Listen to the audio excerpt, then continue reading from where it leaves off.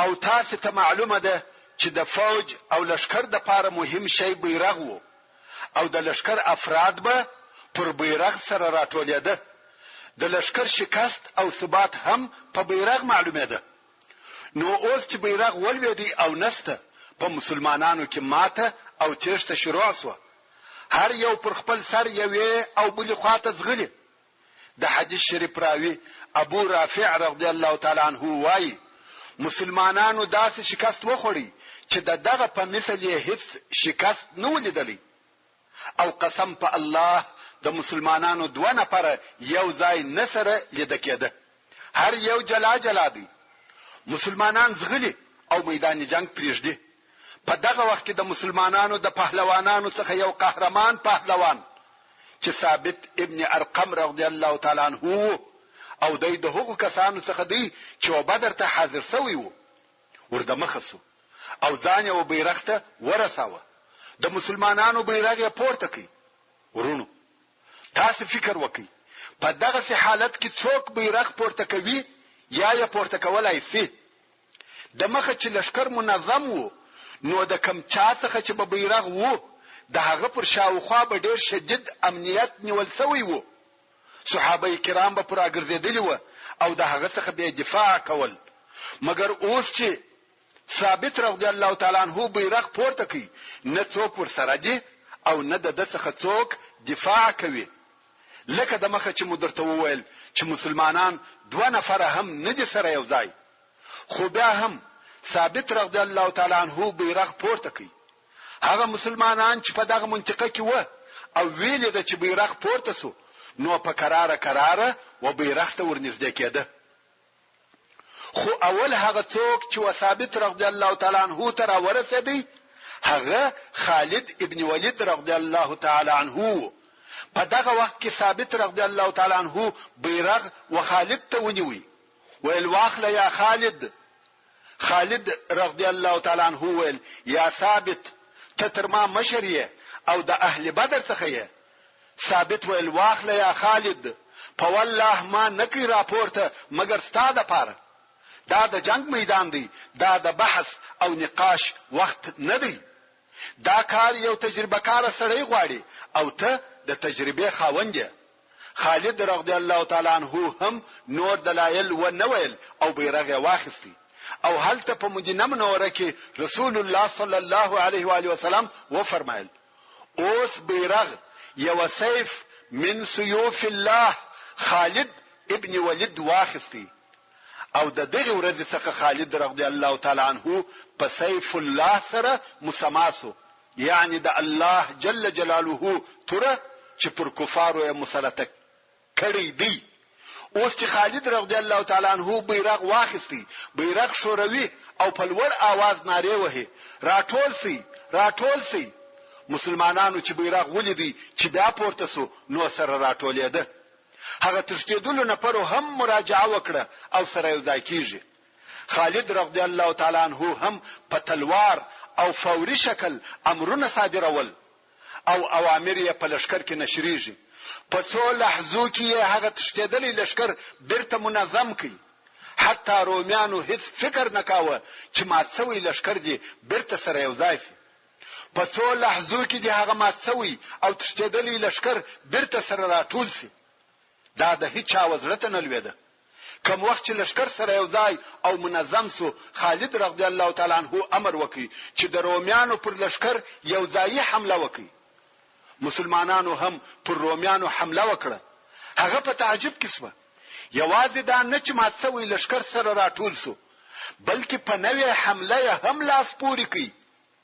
مسلمانانو په کفارو کې قتل او وژنه شروع کړه.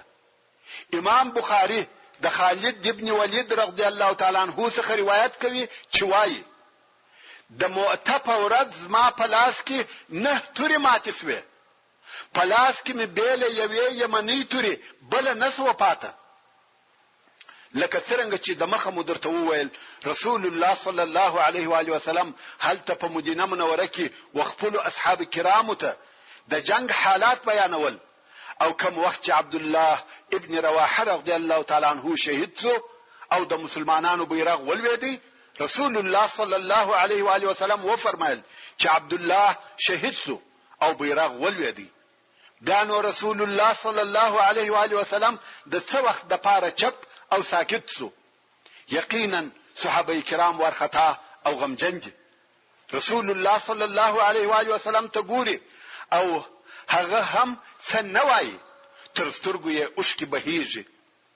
خو هلته چې خالد ابن ولید رضی الله تعالی عنہ بیرغ واخیستی، دلته رسول الله صلی الله علیه و آله وسلم و فرمایل اوس بیرغ سیف من سیوف الله واخیستی او جنگ شروع سو. واقعا هم په موته کې د مسلمانانو او روم ترمنځ ډیر شدید جنگ روان وو. د جنگ تر ماښامه دوام وکړي او په رومیانو کې ډیر قتل او وژنه وکړه. مسلمانان په ډیر شجاعت او مړانه په صبر او تحمل د دغه لوی لشکر په مقابل کې ودرېده. رومیان په تعجب کې و چې دغه کوچنی لشکر څنګه دغه لوی او بے پایانه لشکر د حملو و مخته لکه د دریاب څپې چې را روانې وي طاقت کوي. کم وخت چې ماښام سو او دوه لشکره سره جلاس و، د رومیانو هیڅ وزره ته نه لوېده چې دا په دوی څه وسوه. پس له هغه څخه چې روم کامیاب سو، خبره بیرته د دوی و ماتې ته واوښته. بیا نو په دغه شپه کې چې د مؤته د جنگ اومه شپه ده، خالد رضی الله تعالی عنہ خپل حربي نبوغ ښکاره کوي. فکر کوي چې مسلمانان څنګه او په کومه طریقه سره د دغه ورته او جال څخه خلاص کړي چې دوی پکښ لویدلې دي، او دا یې حسول چې اوس یو جنگي چم او حیله پکار ده چې د دشمن په زړه کې هم بیره ورواچوي او هم مسلمانان په داسې قسم سره د میدان جنگ څخه وباسي چې د روم لشکر د دوی په شړلو او تعقیبولو پسې نسی. خالد رضی الله تعالی عنہ په دې شپو هدي کومج بیل حیله پر شاو لارسو د روم لشکر په موږ پسې کیږي او په هغه وخت کې یو مسلمان هم ژوندۍ نه پاتې کیږي. نو یې په دغه شپه ډېره لو عظیمه او با تدبیره نقشه جوړ کړه چې موږ باید پر شاو لارسو او نور و جنگ ته دوام ورنکو چې په عربي کې انسحاب ورته وایي، او دا هغه کامیاب ترین انسحاب یا پر شاتګ دی چې په ټوله تاریخ کې مثل نشته. نو خالد رضی الله تعالی عنہ په دغه شپه څه وکړه؟ ډېر کارونه یې وکړه. ټوله شپه تر سهار پورې پر دغه خپل نقشه کار وکړي او ښه فکر یې پکښې ووهه. موږ پخوا هم درته ویلي وه چې د هغه وخت په جنګو کې لشکر پر 5 حصې ویشل کېدی، چې یوه حصه مقدمه وه چې دا به تر لشکر د مخه وه، بله حصه مؤخره وه چې د لشکر تر شابه وه، او بله حصه میمنه وه چې راسته طرف ته به وه، بله حصه میسره وه چې چپه طرف ته به وه، او یوې حصه ته قلب ویل کېدی چې دا حصه به د ټولو په مابین کې وه. د خالد ابن ولید رضی الله تعالی عنہ د دغه شپې د کارو څخه یو داو چې میمنه یې د میسره پر ځای ودرول او میسره یې د میمنه پر ځای. دا رنګه قلب، مقدمه او مؤخره ټول د خپل ځایو څخه سره واړول. بل یې امر وکړي چې ټول بیرغو ته تغییر ورکړي. هغه بیرغونه چې د مخه په لشکر کې موجود و او خلق پر راټولېده، د ټول بیرغو شکل او رنگ ته تغییر ورکړي. او بیا یې د مسلمانانو څخه د سپرو یو ډله امر کړه چې تاسو به په دغه شپه کې د مدینې منورې و طرف ته ولاړئ. کوم وخت چې ډېر ښه لرې ولاړاست، تر داسې اندازې چې موږ تاسو نه وینو او تاسو موږ نه وینئ، نو شپه به هلته تېره کړئ او سبا چې ورځ سوه تاسو به څه کوئ؟ د هغه په باره کې هم پوره تعلیمات ورکړه. هغه داسې تاسو به پر څو حصو تقسیم سئ، یوه حصه یا ډله به مو پس له نیم ساعته پر آسانو سپاره د مسلمانانو و لشکر ته راځي، خو دغه راتګ به مو پر داسې لار وي چې خاوره نه وي او ډېره دوړه کوي. خالد رضی الله تعالی عنہ دلته د پاته خلکو سره د جنگ د 9 ورځې په سهار کې د جنگ د پاره آمادګي ونیول. کوم وخت چې سهار سو او اوس جنگ شروع کیږي، رومیان او کفار چې ورته ګوري نور نوی خلق دي او نوی بیرغونه دي. نوی خلق خو په دې ورته معلوم سو چې د هر طرف خلق بل طرف ته تللی و، نو نوی ورته معلومه ده. کفار سره وویل نوی خلق او نوی بیرغونه، موږ پر هغو درو زرو نفرو نسوای کامیاب کېدلای، او اوس د شپې و دوی ته نور کومک هم راغلی دی. کفار په دغه بیره او خوف کې و چې د سپرو هغه اوله ډله را رهیده او پر داسې لار راځي چې ټوله خاوره ده او یو لو دوره را رهیده. که څه هم دوی لږ نفر و، خو د لرې داسې معلومیږي لکه بل لشکر چې را رهیوي. خالد رضی الله تعالی عنہ دا هم ورته ویلي و چې رانږدې سي د الله اکبر نارې وهي. دغه ډله هم په لوړ आवाज تکبیرونه وایي. دلته د مسلمانانو لشکر هم تکبیرونه ورسره شروع کړه. رومیان او کفار وارخطا سو، ویل دا خو هغه د نور هم پسې را رهیدي. لږ وخت وروسته بل ډله پر دغه ترتیب را رهیده، لږ وخت وروسته بل ډله پر دغه قسم را رهیده، او بیا بل ډله. د کفارو زړونه لویږي او وارخطا کیږي چې دا څه حال دی، لشکر په لشکر پسې را رهیدي. موږ په هغه اولو نفرو څه نسوای کولای، او اوس دغه دونه لشکري نوري هم را رهیدي. اصلا دغه راتلونکي نفر ډیر لږ نفر و، خو په دوړو کې نه معلومېده، او د کفارو په خیال ډیر زیات نفر ورتله. دلته رومیان وارخطا دي. د بلې خوا خالد رضی الله تعالی عنہ د هجوم او حمله امر وکړ. اوس نو د اومي ورځې جنگ شروع شو. ابو رافع رضی الله تعالی عنہ وایي قسم په الله چې نمی تر دغه ورځې د مخه او نمی تر دغه ورځې ورسته دغه شدید جنگ لیدلی دی. په ټول عمر بیا ما داسې جنگ ونه لیدی. تاسو فکر وکړئ چې دا به څونه شدید جنگ وو. په دغه ورځ هم د خالد رضی الله تعالی عنہ په لاس کې څو توري ماتې سوې. د اوسپنې توري د انسانانو پر سرو ماتېږي. دا به څنګه جنگ وو؟ د پاره د دې چې د خالد ابن ولید رضی الله تعالی عنہ په جنگ او قوت پوسو. خالد رضی الله تعالی عنہ په جنگ او قوت کې ډیر ماهر او قوي پهلوان وو چې مثل یې ډیر کم پیدا کیږي. د رضی الله تعالی عنہ ډیر جګ او لوی سړی وو. پر آس چې بسپور وو، پښې به مځکې ته رسېدې. په ټولو مسلمانانو کې نه، بلکې په ټولو خلقو کې، که مسلمانان و که کفار، فقط دغه دوه نفر و چې په دوو تورو یې جنگ کاوه. یو خالد ابن ولید او بل زبیر ابن العوام رضی الله تعالی عنہ، چې په یو وخت کې به پراسته او چپه لاس جنگ او وهل کول. نور ټول خلق په یو لاس جنگ کوي، خو دوی په دواړو لاسو جنگ کاوه. څنګه چې خالد رضی الله تعالی عنہ به په جنگ کې پر آس پور وو او پښې به مځکې ته رسېدې، نو آس به په پښو یوې او بلې خواته به وي. خالد رضی الله تعالی عنہ د فکر څخه لوړ جنگ کاوه، مثل یې نه وو او نسته. دلته چې د مؤته په اومه ورځ پر کفارو دغه شدیده حمله شروع شوه، په کفارو کې ډیر قتل او وژنه وسوه. ابو رافع رضی الله تعالی عنہ وایي ومل د چرومیان او غساسنه زغلی تشتي ماته وخوړه، د جنگ میدان پریږدي، یوې خوا او بلې خوا ته زغلی، ځانونه باسي او مسلمانان ورته مخه کیږي.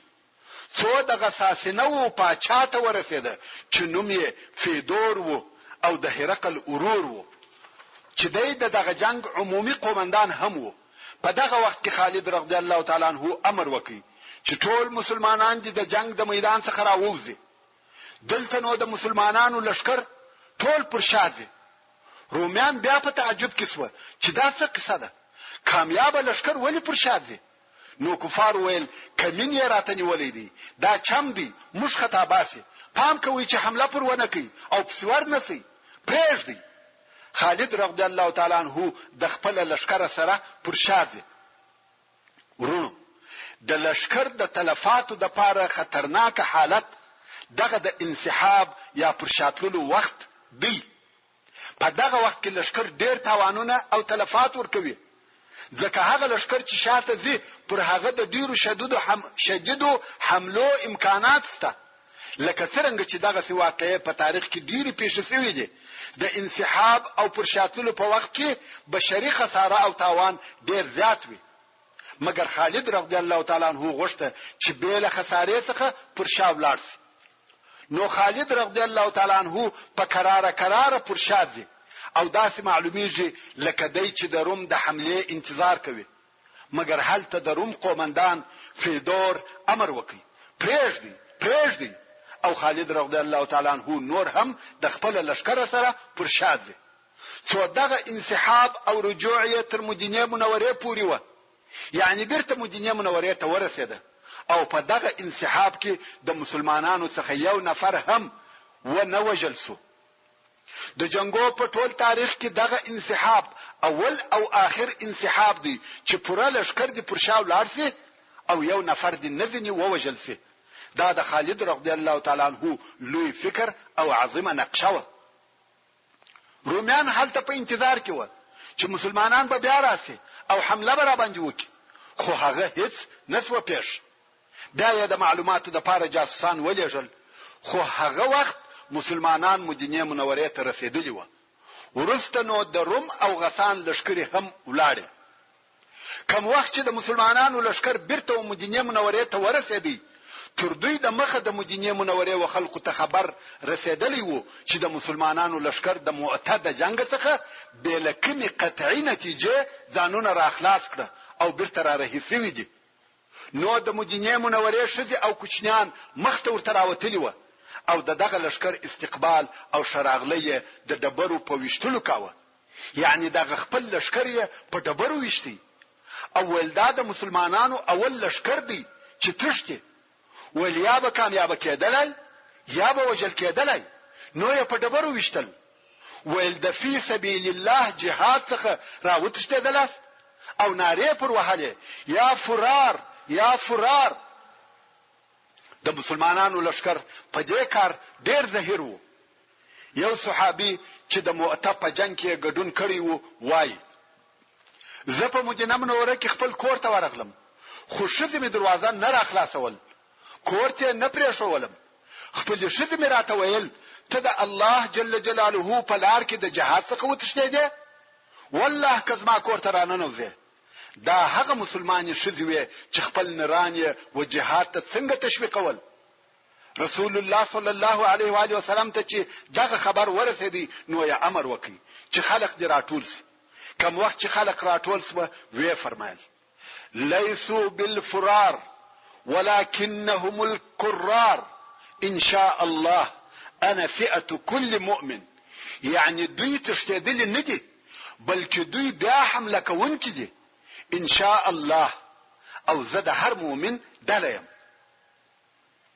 د رسول الله صلی الله علیه و آله وسلم په دغه قول کې چې زه د هر مؤمن دلیم، د سوره الانفال و 15 او 14 نمبر آیاتو ته اشاره ده چې الله جل جلاله فرمایي: یا ایها الذين آمنوا اذا لقيتم الذين كفروا زحفا فلا تولوهم الادبار. یعنی ای مؤمنانو، کوم وخت چې په جنگ کې د هغو کسانو سره ملاقات او مخامخ سي چې کافران سوي دي، په داسې حال کې چې دوی ډېر او ګڼ وي، نو تاسو و دوی تخپل شاوي مور ګرځوي چې تشتي یا د تیشت په نیت شاوي ور وګرځوي.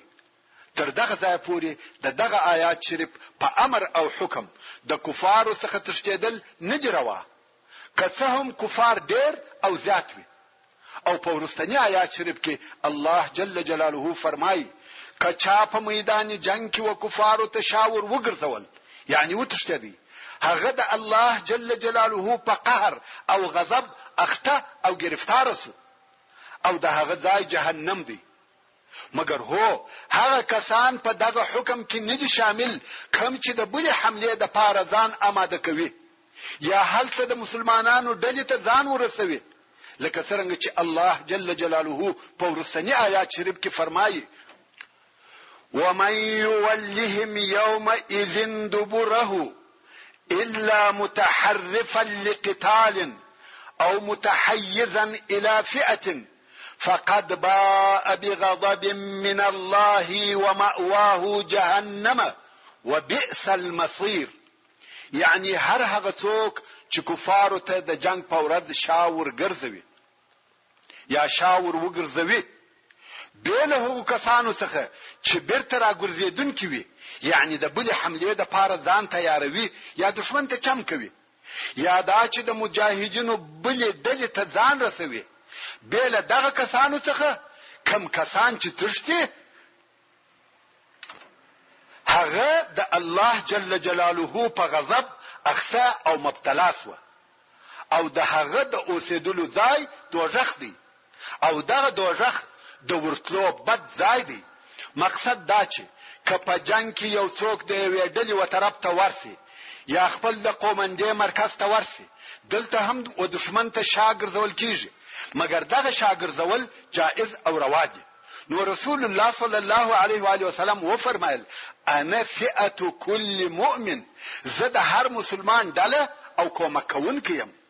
هغه څوک چې ماته رجوع وکي هغه نه دی تشتدلی، بلکې زه د دوی ډله او کومک کوونکی یم. نو رسول الله صلی الله علیه و آله وسلم دا ښکارا او معلومه کړه چې دغه د دوی انسحاب او پرشاتګ د دوی اجر او ثواب نور کموي، دغه جنگ قدر او عظمت نه پکمیږي. ورونو دغه د مؤتة جنگ ته غزا نه ویل کیږي، ځکه رسول الله صلی الله علیه و آله وسلم اشتراک نه دی پکښ کړی، نو ځکه د مؤتة جنگ یا د مؤتة سریه ورته ویل کیږي. او دغه جنگ په نتیجه کې د کفارو وژل شوي کسان په سوو، خو دقیق حساب یې نه دی معلوم، او د مسلمانانو شهیدان هم ډیر دي چې صحیح عدد یې نه دی معلوم، مګر هغه کسان چې نمونه یې یاد شوي دي چې وايي دغه کسان د مؤتة په جنگ کې شهیدان شوي دي هغه 12 نفر دي، مګر حقیقتا د مسلمانانو شهیدان تر دغه ډیر و. دغه جنگ په نتیجه کې که څه هم مسلمانانو د غسان د قبیلې څخه خپل هغه انتقام او بدله نکړه حاصله کوم چې دوی د هغه د پاره دغه زحمتونه او تکالیف وزغمل، مګر دغه جنگ اثر د مسلمانانو د شهرت او عزت لپاره ډیر زیات و. د مسلمانانو دغه جنگ عرب په حیرت او دهشت کې واچول، ځکه په هغه وخت کې روم د مځکې پر مخ هغه لوی دولت او عظیم قوت وو، او عربو داسې خیال کاوه چې د روم سره جنگ کول د خپل ځان بربادي او تباهي ده. او اوس د مسلمانانو دغه کوچنی لشکر چې ټول شمیر یې 3000 نفر وو، د رومیانو د هغه لوی لشکر سره جنگ کوي چې شمیر یې 200 نفر وو، او په لیدلو کې داسې معلومه دي لکه یو دریاب چې شروع یې معلومیږي خو د آخر او انتهای هیڅ درک نه معلوم. او بیا هم مسلمانان دغه جنگ څخه په داسې ډول سره بیرته راغله چې د یادولو وړ تاوان نو ورته پیښ شوی. دا د زمانه او تاریخ د عجایب څخه وو، او د دې تاکید یې کاوه چې مسلمانان بل قسم انسانان دي. دا د هغه جملې خلقو څخه نه دي چې عربو عادت ورسره درلودي یا یې پیژنده. دغه د مسلمانانو د ډلې کومک او تائید د الله جل جلاله د طرفه څخه کیږي، او د دوی لارښوونکی په حق سره رسول الله صلی الله علیه و آله وسلم دی. نو ځکه موږ وینو چې د عربو هغه سرسخته او شریره قبیله چې تر اوسه پر مسلمانانو حمله کوله، پس له دغه جنگ یې و اسلام ته مخ راوړاوه. د بنو سلیم، اشجاع، غطفان، زبیان، فزاره او نور قبیله مسلمانان شوه، او دغه جنگ د روم سره د خونړیو جګړو شروع و. دغه جنگ د روم د شارو د فتح کولو د لپاره مقدمه او تمهید و. دغه جنگ وو چې په ورسته کې مسلمانان پر دې قادر کړه چې ډېری لري مځکه تر خپل تسلط لاندې راولي. هغه وخت چې رسول الله صلی الله علیه و آله وسلم په مسجد نبوي کې و مسلمانانو ته د جنگ حالات بیانول، پس له هغه څخه چې دغه مجلس څخه ولاړ شو، نو د جعفر رضی الله تعالی عنہ کور ته ورغلی. تر دغه وخت د مسلمانانو لشکر په مؤتة کې وو، او مدینه منوره ته حال نه دی راغلی، خو رسول الله صلی الله علیه و آله وسلم د جعفر رضی الله تعالی عنہ وکور ته ورغلی. دغه حدیث شریف روایت په خپل عبد الله ابن جعفر رضی الله تعالی عنہ کوي چې دغه عبد الله په دغه وخت کې کوچنی وو او بیا په ورسته کې د مسلمانانو د لوی علماو څخه سو او دی. نو دغه عبد الله ابن جعفر رضی الله تعالی عنہ روایت کوي چې د مؤته د جنگ په وخت کې رسول الله صلی الله علیه و آله وسلم زموږ کور ته راغلی او موږ د جعفر رضی الله تعالی عنہ اولادونه پر راټول شو. موږ یې په غیږ کې ونیولو او په خپل رسول الله صلی الله علیه و آله وسلم ډیر شدید ژړل. کوم وخت چې د جعفر رضی الله تعالی عنہ شذ ولیده چې رسول الله صلی الله علیه و آله وسلم د دې اولادونه په غیږ کې دی ولیدي او ژاړي، ویل یا رسول الله آیا د جعفر د طرفه کم حال او خبر راغلی دی؟ رسول الله صلی الله علیه و آله وسلم و فرمایل جعفر د الله جل جلاله په لار کې شهید شو. د شهید څخه لو چغه وسوه. رسول الله صلی الله علیه و آله وسلم و فرمایل نبا کالی سره او نبا ځان او زګر په چپلاخ وه فقط وجاړه. ورونو دا د رسول الله صلی الله علیه و آله وسلم د طرفه و موږ او تاسو ټول ته لارښوونه ده چې د غم او مصیبت په وخت کې په پټه خله جړه جائزه او روا ده، مګر د کالو سرل د ځان وهل چغه او بغاري په لوړ आवाज سره جړه نه دی روا. په دغه وخت کې چې رسول الله صلی الله علیه و آله وسلم په خپل هم جړل وی فرمایل هر هغه څوک چې غواړي چې وژاړي پر مثل د جعفر دی وژاړي، یعنی جعفر غوندي خلق په جړه ارزي. ورونو جعفر رضی الله تعالی عنہ د شو او بهترینو مسلمانانو څخه وو. جعفر رضی الله تعالی عنہ د هغه اول مهاجرین څخه وو چې حبشه ته هجرت کړی وو. جعفر رضی الله تعالی عنہ د هغه مسلمانانو څخه وو چې د اسلام د پاره ډیره قرباني ورکړې ده. اسلام یې پر خپل ځان تطبیق کړی او عملی کړی وو. ورسته رسول الله صلی الله علیه و آله وسلم و انصار ته وویل د جعفر د اهل او کورنۍ څخه مبه خبره کیږي او وی فرمایل د جعفر و کورنۍ ته خواړه ور جوړ کړي ځکه دوی په خپل غم مشغوله دي، یعنی د خړو و جوړولو او خړولو ته پام او فکر نشته، نو تاسو خواړه ورته راوړي. ورونو دا هم و ټوله امت مسلمه ته د رسول الله صلی الله علیه و آله وسلم لارښوونه ده او دغه د اسلام امر دی.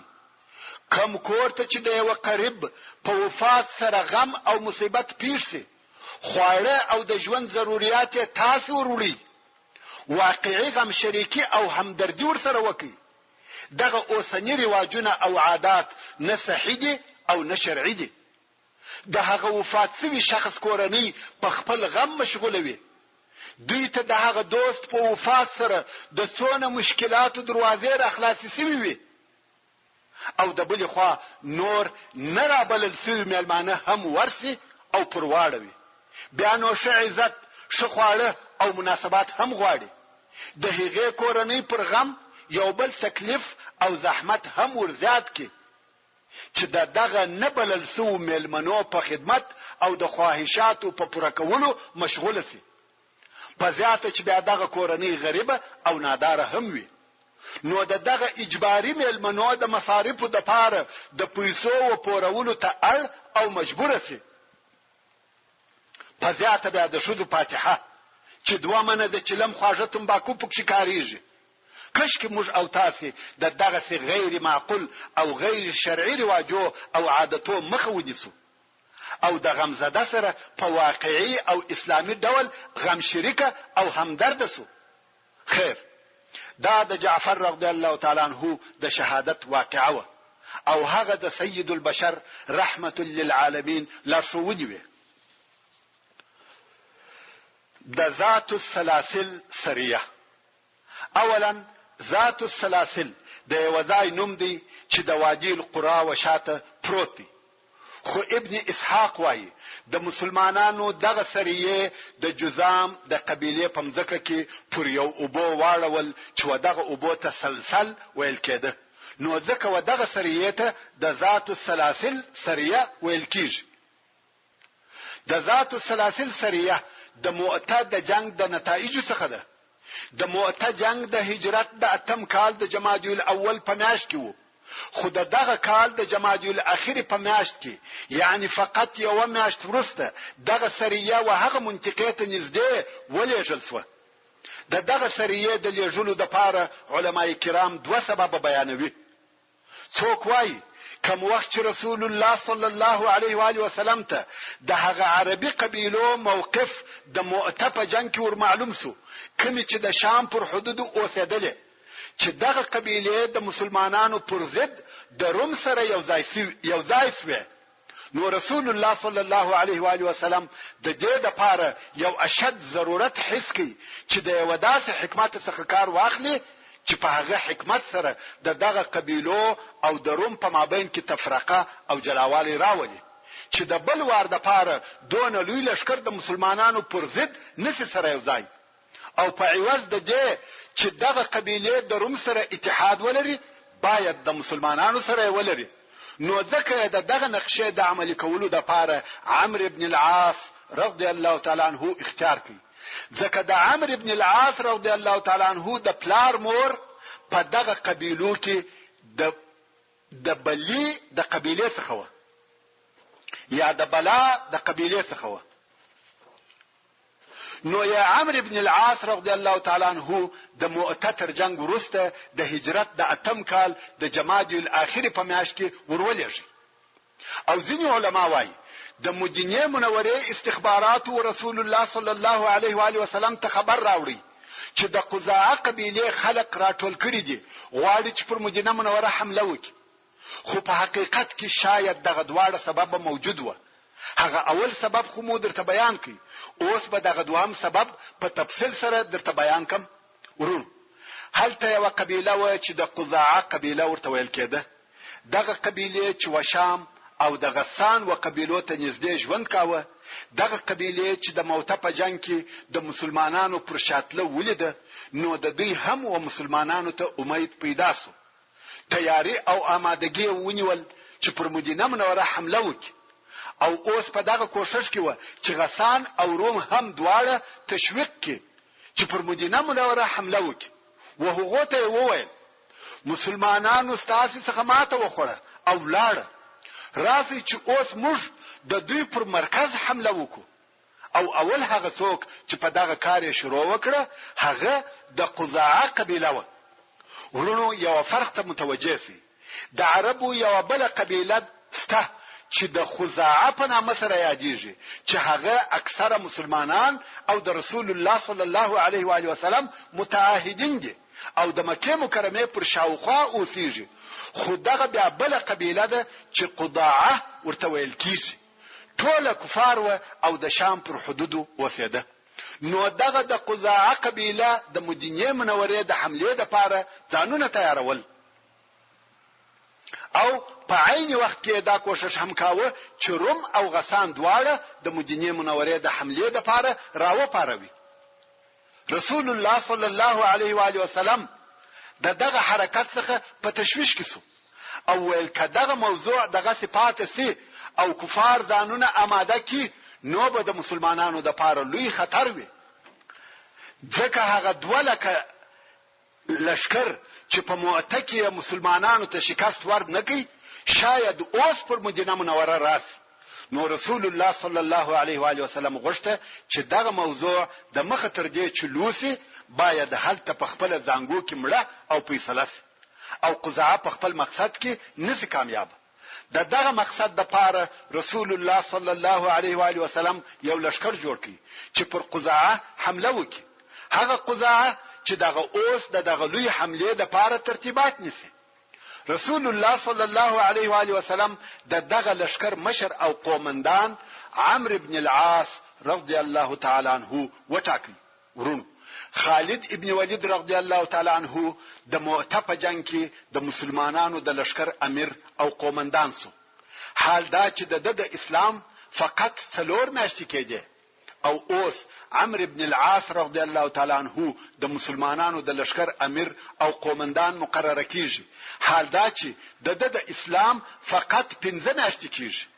نو دا معلومه سو چې په جنگ او د هغه په امریت کې دا خبره نه ده چې دا په اسلام کې مقدم او د مخ دی یا په اسلام کې ډیر وخت تیر کړی دی بلکې خبره د لیاقت او استعداد ده دغه سریه د جوړولو په وخت کې رسول الله صلی الله علیه و آله وسلم وعمر ابن العاص رضی الله تعالی عنہ ته وویل یا عمر زغوارم چې د یوې سریه یا ټولي قومندان دی وټاکم چې هم به غنیمتونه واخلي او هم به د الله جل جلاله څخه اجر او ثواب واخلي مگر عمر رضی الله تعالی عنہ وویل یا رسول الله قسم په الله ما د مال او غنیمتو د پاره ایمان نه دی راوړی رسول الله صلی الله علیه و آله وسلم وفرمایل نعم المال الصالح لرجل الصالح یعنی پاک او حلال مال د صالح سړي د پاره شدي یعنی مال کله صالح سړي سره وي ضرر نه لري د الله جل جلاله په لار کې به مصرف کې د جهاد مدرسو علماو مسجدو ساحانو پلانو شفاخانو بلکې د عام مسلمانانو د مصلحت لپاره به مصرف کی خو کده فاسد او فاجر سړي سره مال موجود وي بیا نو مضر او تاواني دي ځکه د هغه د مصرف لارې معلومې دي پر سینماو پر شرابخانو زناخانو ظلم او استبداد تکبر او خودنمایي فخر او سیالیو د حق د منع کولو په لار کې استعماليږي بیا نو رسول الله صلی الله علیه و آله وسلم یو کوچنی لشکر جوړ کړي چې ټوله 300 نفر و او دغه لشکر قومندان عمرو ابن العاص رضی الله تعالی عنہ وټاکي خو په دغه لشکر کې د صحابه کرامو مشران هم موجود و که څه هم د عمرو ابن العاص رضی الله تعالی عنہ د اسلام 15 میاشتې کېده خو په دغه لشکر کې د دتر امر لاندې لوی او مشرفه اصحاب کرام موجود و چې د هغې جملې څخه ابو بکر صدیق سعد ابن ابي وقاص اسيد ابن حضير سعد ابن عباده رضي الله تعالى عنهم اجمعين او داسې نور موجود و عمرو ابن العاص رضي الله تعالى عنه دغه لشکر سره د مقصد پر طرف حرکت وکړي د شپې تک کوي او د ورځې پټیږي ترڅو چې د قزاعه قبيله ته ورنږدې شو خو دلته و عمرو رضي الله تعالى عنه ته خبر راغلی چې قزاعه ډېر لوی او مجهز لشکر جوړ کړی دی نو عمرو ابن العاص رضی الله تعالی عنہ حمله ونکړه او رسول الله صلی الله علیه و آله وسلم ته نفر ولېږل چې په حال خبر کې او کومک لري وغواړي رسول الله صلی الله علیه و آله وسلم نور نفر هم د کومک په شکل ورته راولېږل چې دغه کومک مشر او امیر بیا ابو عبیده عامر ابن جراح رضی الله تعالی عنہ او په دغه کومک کې عمر ابن الخطاب رضی الله تعالی عنہ هم موجود وو اوس نو د اصحاب کرامو ټول مشران په دغه لشکر کې موجود دي کوم وخت چې دغه کومک لشکر رهي کېدی رسول الله صلی الله علیه و آله وسلم ابو عبیده رضی الله تعالی عنہ امر کوي چې د عمر سره اختلاف مکوه اوس نو دغه د کومک دله وعمر ابن العاص رضی الله تعالی عنہ ته ورورسېده کوم وخت چې د المانزه وخت شو ابو عبیده رضی الله تعالی عنہ غوښته چې د مخسي یعنی د المانزه امام سي ځکه دی امیر دی او دا هم معلومه خبره و چې د خلقو امامت به د هغو امیر کاوه وجه ته نه کتل کېده چې هغه حافظ دی کنه دی دا بیا بل خبره ده خو اصلا امامت د امیر حق وو نو څنګه چې ابو عبیده رضی الله تعالی عنہ دغه کومکی ډلې امیر وو غوښته چې د مخسي مگر عمرو ابن العاص رضی الله تعالی عنہ ورته وویل یا ابا عبیده تزما کومکی امیر نه امیر زیم او خلق المنذور کوم ابو عبیده رضی الله تعالی عنہ وویل رسول الله صلی الله علیه و آله وسلم امر کړیم چې تاسو سره باید اختلاف ونکم د مخس نو د لشکر عمومي قومندان عمرو ابن العاص رضی الله تعالی عنہ او د اصحاب کرام لولي مشران د دتر امر لاندې و حال دا چې دی نوې مسلمان دی او د اول وار د پاره د لشکر امیر مقرریږي فقط 15 میاشتې د مخه د کفارو د رئیسانو څخه وو او اوس د مسلمانانو امیر دی خیر لشکر د قزاعه پر طرف ورهدي د شپې تکوي او د ورځې پټیږي څو بالکل و قزاعه ته ورنږدې شو اوس چې د دوی او قزاعه په مابین کې ډېره لږ فاصله پاتې ده، شپه ده او ډېر شدید یخ دی. دا هغه شپه ده چې سبا حمله کیږي.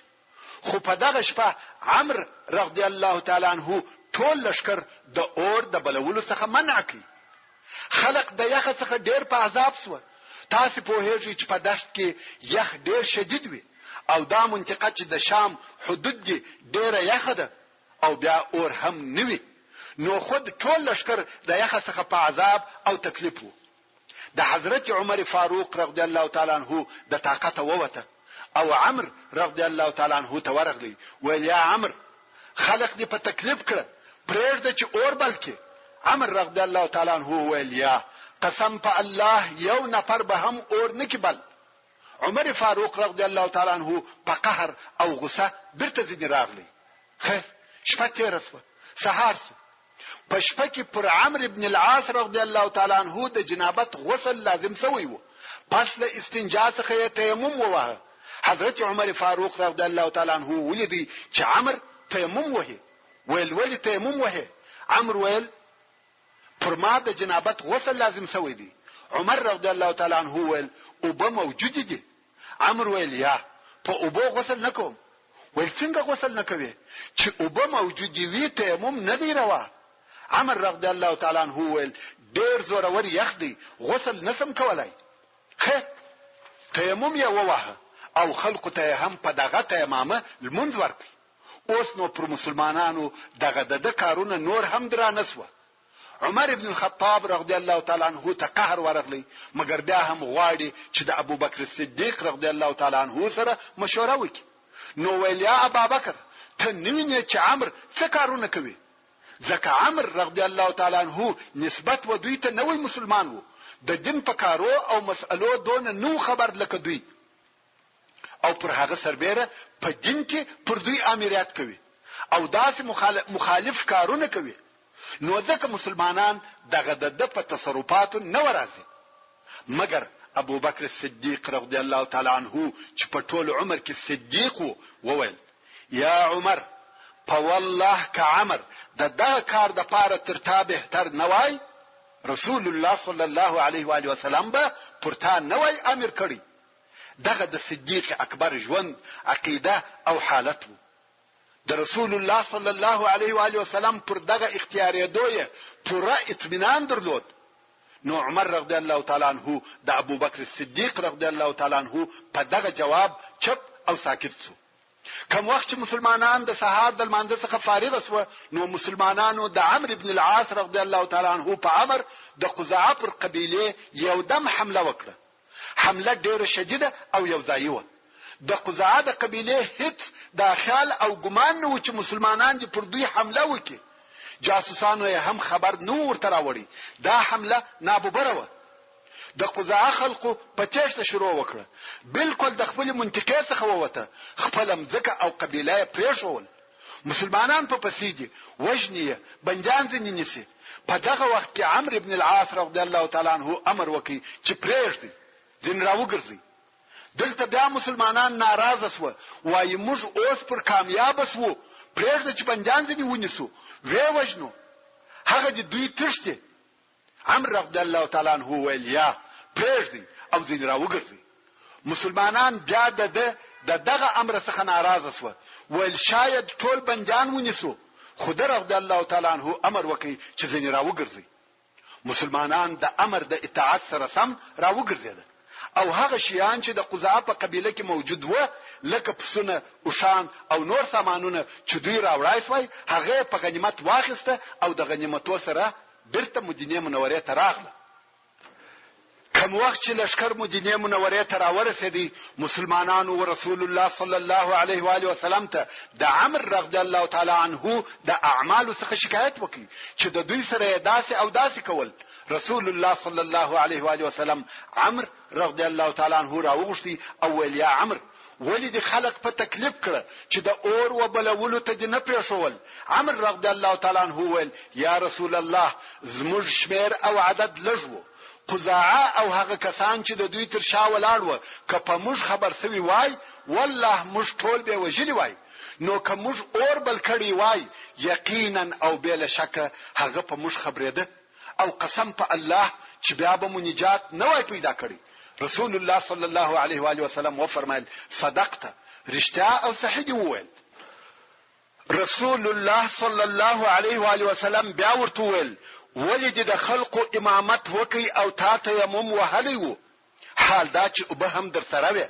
عمر رضی الله تعالی عنہ وویل یا رسول الله دون زورور او شدید یخ وو، کمی غسل کړی وای هلاکېدم مړ کېدم. او الله جل جلاله فرمایي ولا تلقوا بأيديكم الى التهلكه، یعنی خپل ځانونه په هلاک کې ما اچوي. رسول الله صلی الله علیه و آله وسلم و فرمایل صدقت. رسول الله صلی الله علیه و آله وسلم بیا و فرمایل ولید خلق د بنجانو د نیولو څخه منع کړه. عمر رضی الله تعالی عنہ وویل یا رسول الله کدی په حقوق ستللی وای سره پاشل کېده او که پاشل سوی وای بیا دشمن را باندې غالب کېدی. دا نه ده صحیح چې موږ په داسې مځکه کې چې هلته زموږ دشمنان ډیر وي یو یو او سره و پاشل سو. په داسې ځای کې چې د دشمن شمیر زیات وي لشکر باید سره یو ځای وي. او ما هم دغه امر ورته کړی دی چې سره راټول سي پاشل کېږي. ما بیا هم رسول الله صلی الله علیه و آله وسلم ورته وویل صدقت. نو رسول الله صلی الله علیه و آله وسلم د عمرو ابن العاص رضی الله تعالی عنہ ټول تصرفات او اوامر صحیح او پرځای وبلل او هغه ورتائید کړه. محترم ورونو پاته قصه په راتلونکو یو دیرشمه فته کې واوري ان شاء الله تعالی.